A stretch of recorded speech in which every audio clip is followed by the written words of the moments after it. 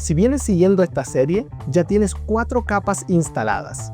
Criterios de entrada y de salida en el episodio 1, etapas en pasado como hitos del comprador en el episodio 2, inspeccionabilidad y evidencia obligatoria en el episodio 3, y en el episodio anterior, en el episodio 4, separamos los leads no calificados del pipeline de negocios.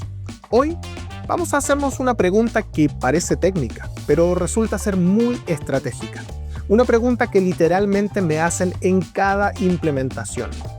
Pablo, ¿cuántas etapas debería tener mi pipeline? Y la respuesta corta es ni muy pocas ni muchas. Pero esa respuesta no sirve de nada si no entiendes que los dos extremos son igual de dañinos. Y es que hay un principio que casi nadie aplica y que te resuelve la pregunta para siempre. Hoy lo vamos a desarmar. Hay 2 formas de equivocarse con la cantidad de etapas, 2 errores opuestos que producen exactamente el mismo resultado, un pipeline que no te sirve para gestionar nada. El primer error es tener muy pocas etapas, el clásico pipeline de 3 etapas, prospecto, negociación, cerrado, y ya. Suena minimalista, suena ágil, suena incluso moderno, pero el problema es que entre prospecto y negociación pueden pasar 15 cosas distintas. Una primera reunión, un descubrimiento profundo, la identificación de un decisor, el envío de una propuesta, la validación del presupuesto, y todo esto queda comprimido en una sola etapa donde el negocio puede estar 3 semanas, 2 meses o 6 meses sin que nadie pueda decirte en qué momento del recorrido realmente se encuentra.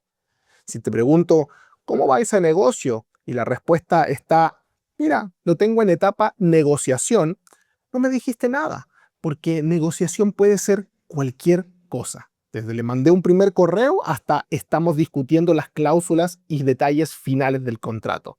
Es como decir, estoy en Chile. Bueno, pero ¿dónde?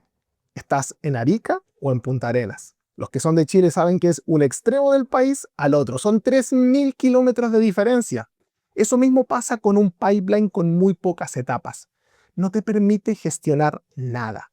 Te obliga a entrar negocio por negocio a entender qué está pasando. Y si tienes 80 negocios abiertos, es totalmente inviable. El segundo error es lo contrario, tener demasiadas etapas. El pipeline con 12, 15, incluso hasta 18 etapas he visto en algunos pipelines. Contacto inicial, primer llamado, segundo llamado, reunión agendada, reunión completada, seguimiento post reunión, envío de propuesta, confirmación de recepción. Bueno, tú ya entiendes la idea. Así hasta el infinito y más allá. Y esto pasa cuando alguien quiso ser muy detallado. Quiso reflejar cada matiz del proceso. Y claro, lo hizo con muy buenas intenciones. Pero el resultado es peor, porque cada etapa adicional es un punto donde el vendedor tiene que tomar una decisión sobre qué etapa elegir. Y cuando tienes 15 opciones, las distinciones se vuelven borrosas. ¿Acaso esto es el primer llamado o seguimiento? ¿Estoy en negociación o estoy en alcance de términos? Bueno, cada vendedor responde distinto y volvemos al problema del episodio 1. Un mismo pipeline con interpretaciones distintas. Además, y esto es importante, un pipeline con muchas etapas genera fricción operativa. Más campos por completar, más reglas por recordar, más fricción para mover negocios. El equipo termina haciendo trampa. Deja negocios estancados en una etapa intermedia porque mover al siguiente nivel implica 3 campos más. Entonces, tenemos 2 extremos que parecen opuestos, pero que producen el mismo resultado. Un pipeline que no te dice la verdad. Uno, por falta de granularidad, y el otro, por exceso de complejidad. ¿Dónde está el equilibrio? Después de auditar muchos pipelines, el rango que funciona en la mayoría de los casos está entre 5 y 7 etapas. 5 como mínimo, porque debajo de eso realmente no se logra representar los hitos claves del recorrido del comprador, y 7 como máximo, porque encima de eso ya se empiezan a generar etapas redundantes que terminan confundiendo al equipo. Ahora, me puedes preguntar, oye, ¿y de dónde sale ese rango? Bueno, no es un número mágico. Es lo que termina apareciendo de forma natural cuando aplicas un principio que te voy a compartir en un momento. Un principio que te va a ayudar a ordenar todo esto, pero antes de darte el principio, quiero decir algo muy importante, y es que esto no es en ningún caso una receta universal. Si vendes un producto enterprise que tiene ciclo de ventas larguísimos de 18 meses, tu pipeline puede tener legítimamente 7 u 8 etapas. Ahora, si vendes algo más transaccional con ciclos cortos, tal vez te alcance con 5. Aquí realmente lo importante no es el número exacto. Lo que importa es el principio que define cuándo una etapa de ese pipeline merece existir. Y ese principio es el que realmente marca la diferencia. Ahora sí, acaba la pregunta que casi nadie se hace cuando diseña un pipeline. Y que cuando te la haces vas a ver que cómo todo comienza a ordenarse automáticamente. La pregunta es esta. ¿El 100% de los negocios que ganas pasan alguna vez por esa etapa? Mira, te lo digo nuevamente. ¿El 100% pasa por cada una de esas etapas? No estoy hablando del 80, no estoy hablando de que me respondas casi todos. El 100%. Bueno, si la respuesta es sí, entonces claro que esa etapa merece existir. Pero si la respuesta es no, a veces, algunos sí, otros no, entonces esa etapa no debiese estar ahí. Y te quiero explicar por qué. Porque una etapa del pipeline representa un hito que todo negocio exitoso necesita atravesar necesariamente en su camino para cerrarse. Si hay negocios entonces que se ganan sin pasar por una etapa específica, es decir, esa etapa se saltó, entonces esa etapa no es parte del proceso. Es una variación opcional. Y las variaciones opcionales no van en el pipeline, van en otro lado, como tareas, como actividades, por ejemplo. Bueno, de hecho, para hablar con un ejemplo concreto, imagínate que tienes una etapa que se llama demo técnico realizado. Ahí la tienes porque a veces los negocios piden una demo técnica antes de comprar, pero en otros casos no. Si tú revisas tus últimos 20 negocios ganados y descubres que 12 solamente pasaron por demo y 8 no, entonces da para preguntarse y cuestionarse si esa etapa debiese estar en el pipeline o no, porque en realidad no es un hito del proceso. Es una actividad que solo algunos negocios requieren y otros no. Esto, claro, no significa que la demo no sea importante. Significa que no es una etapa, que es una actividad que se registra dentro de la etapa que sí corresponde, quizás como necesidades documentadas o propuesta revisada. La diferencia es estructural. Esto es lo que yo llamo evitar esas etapas de cortesía. ¿Y qué quiero decir con estas etapas de cortesía?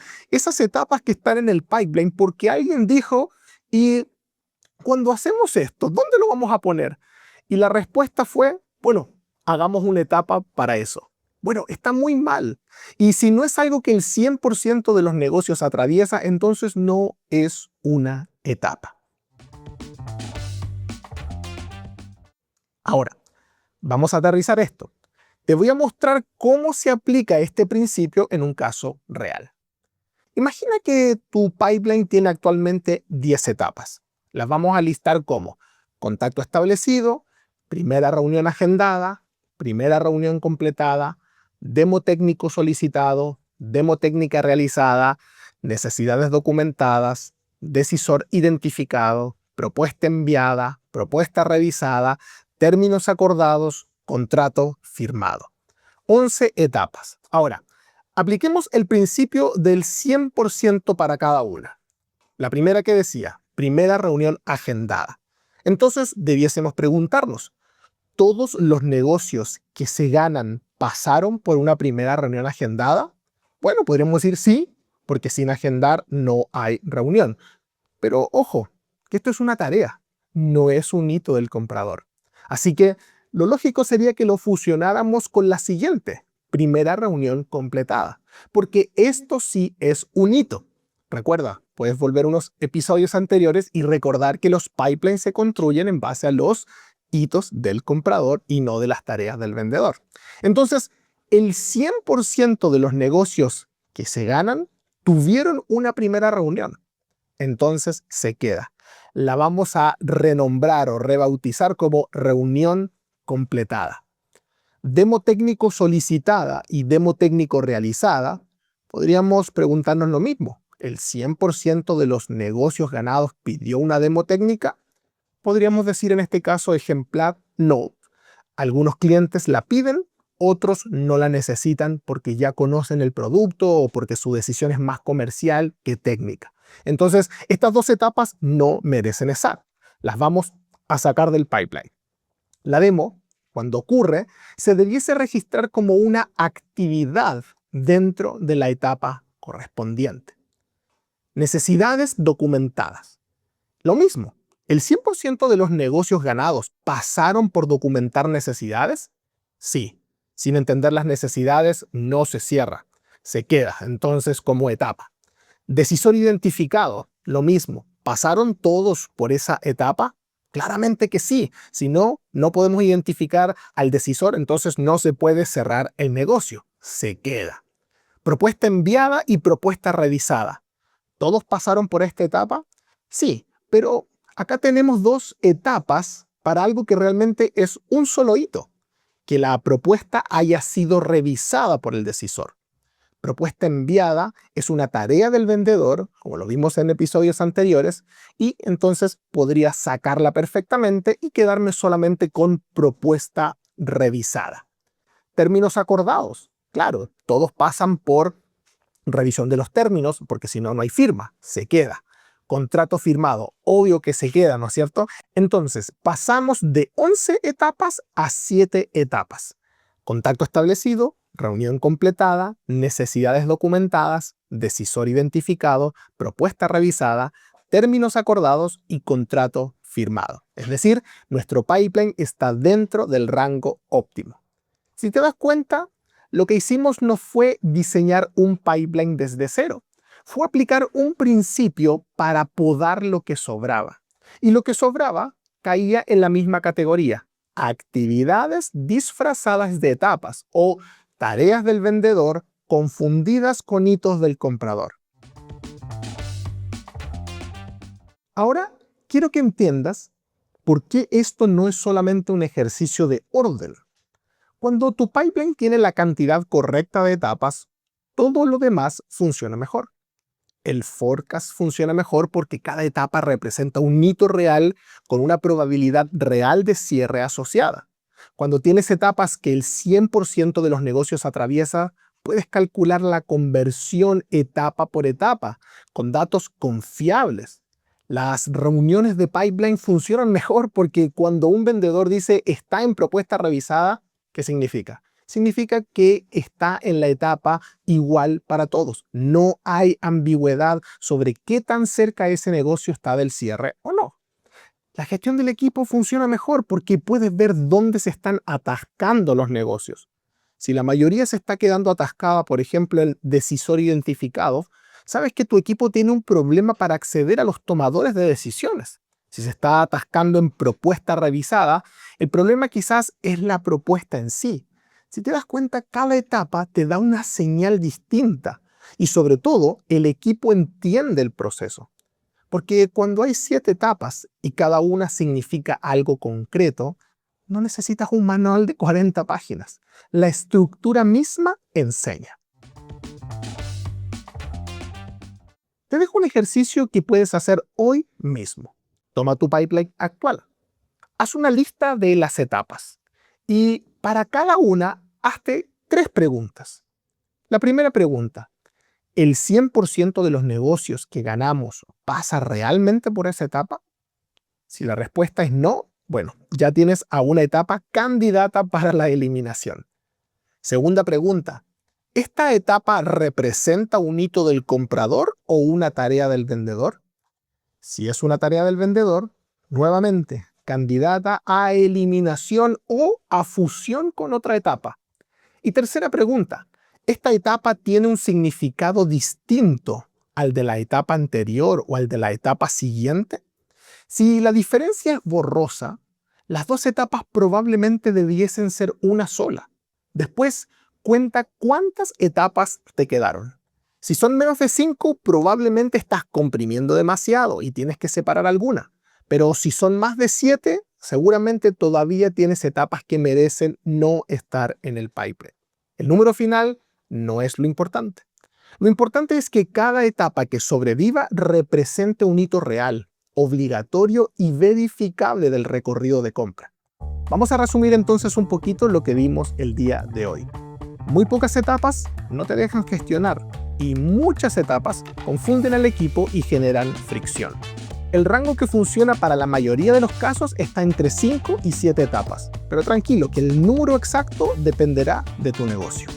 Este principio te permitirá podar todo lo que sobra, esas famosas, como le digo yo, etapas de cortesía, que lo único que hacen es disfrazar una actividad del vendedor en un hito, cuando no es así y eso termina solamente ensuciando tu pipeline. Con esto ya tenemos 5 capas que se construyen unas sobre otras para que tengas un proceso claro y un pipeline que diga la verdad. Pero aún falta un pequeño detalle que vamos a estar viendo en el próximo episodio. ¿Qué pasa con los negocios que se pierden? Porque seamos sinceros, no todos los negocios terminan en ganado. Y cuando los negocios se pierden, hay un error que muchas veces está aún ensuciando tu pipeline. Pero eso lo vemos en el próximo episodio. Si este episodio te hizo darte cuenta que tenías demasiadas etapas o muy poquitas etapas, entonces suscríbete a nuestro canal y activa la campanita de notificaciones para que no te pierdas nuestro próximo contenido. Y envíale este video a ese gerente que sabes que necesita podar un poquito su pipeline. Nos vemos en el próximo episodio.